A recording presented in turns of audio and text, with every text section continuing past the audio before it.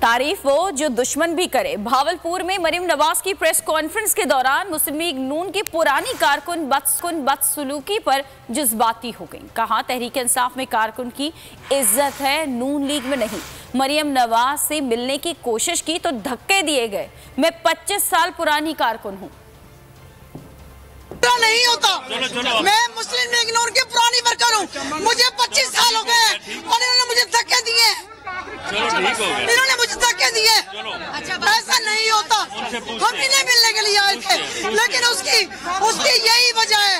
सऊद मजीद साहब कहते हैं ना, सऊद मजीद साहब कहते हैं, ये कहते हैं सिर्फ मेरे जो बंदे हैं जहाँ से मैं इलेक्शन लड़ूं, सिर्फ वो oblige हो और कोई oblige ना हो। नहीं, पीटीआई में वर्करों की इज्जत है, मुस्लिम लीग में वर्करों की कोई इज्जत नहीं है।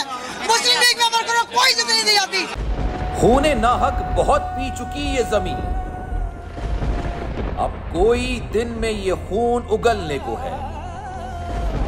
खत्म हो जाएगी ये तमाशागरी, वक्त पलटेगा रोजे जजा की तरह।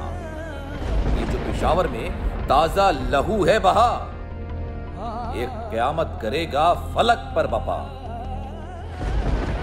गम की सलमनाक घड़ी में बोल सानह पेशावर में शहीद होने वालों के लवाहिकीन के साथ। सब्सक्राइब करें और बेल दबाएं ताकि कोई खबर रह न जाए।